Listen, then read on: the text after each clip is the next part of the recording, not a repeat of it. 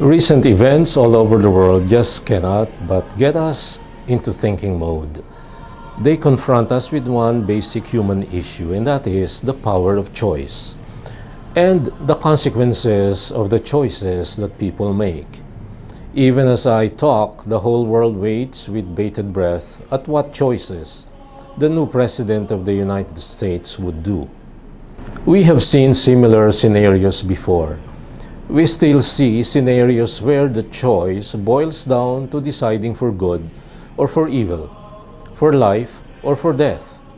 No less than Sirach confronts us with the inevitability of choice and the ineluctable consequences that spring from our choices.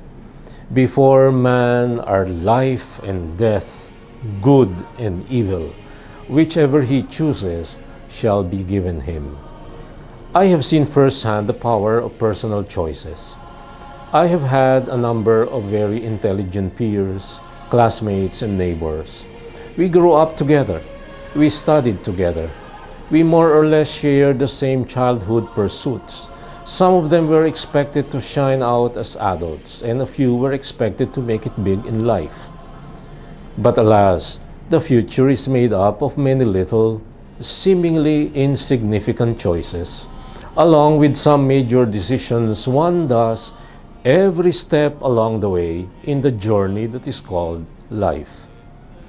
Initial choices begin with little things, like choosing not to eat healthy right from the start, choosing not to eat vegetables for one, or choosing to sleep late and sleep in every day.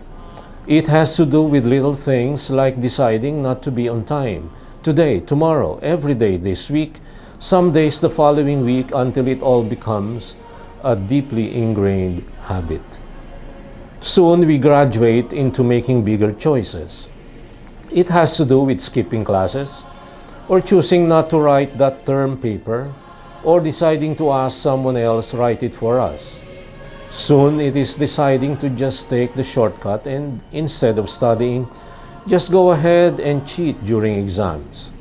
Further down the road, other choices dot the landscape of our lives. We graduate from cheating in school to cheating at work, to just receiving bribes and closing an eye on some irregularity.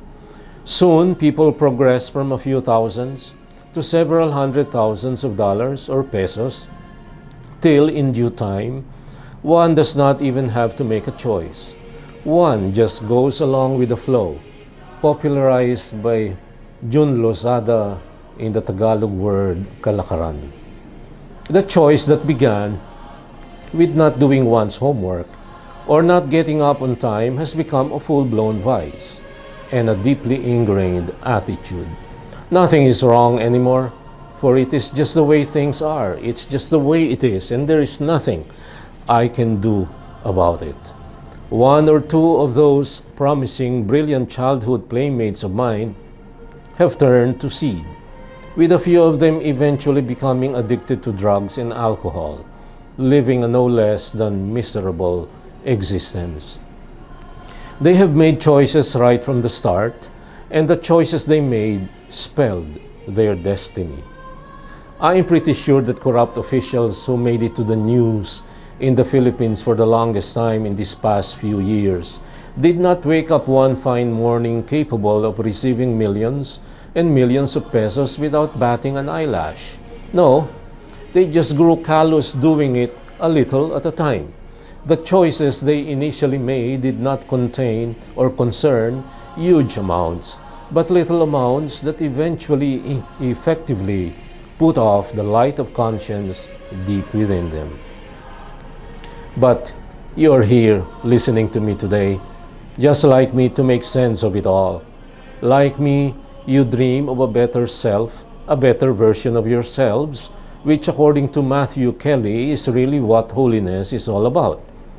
You have come here because you want to be reminded of the answers that you already know.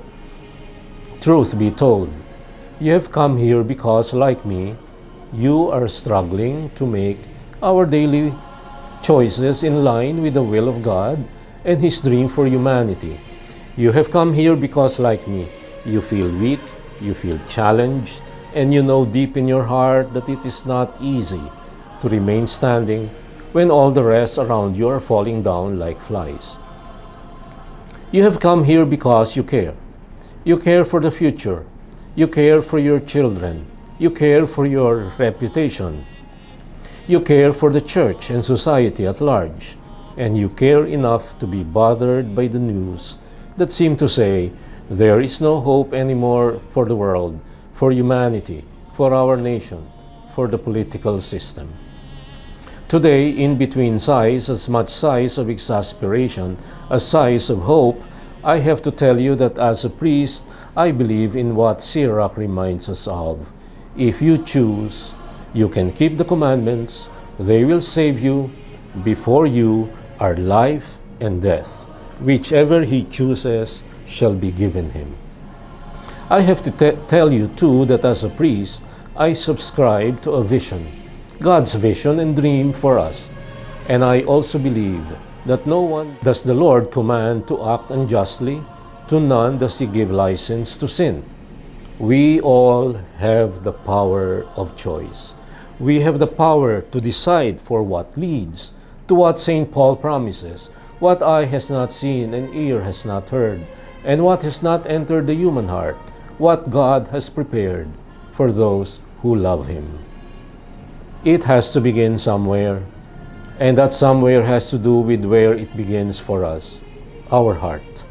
Whilst we are right in feeling disappointed, angry, and hurt, that our leaders, those we looked up to, are less than honorable, less than reliable, and even despicable, we have to find it in our heart to choose and to decide to begin with ourselves.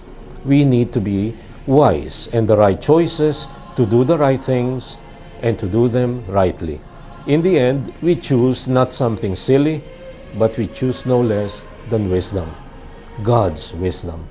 And this, my dear friends, is your Kalakbay at Katoto in this week's episode of Puso sa Puso saying, thank you and God bless you.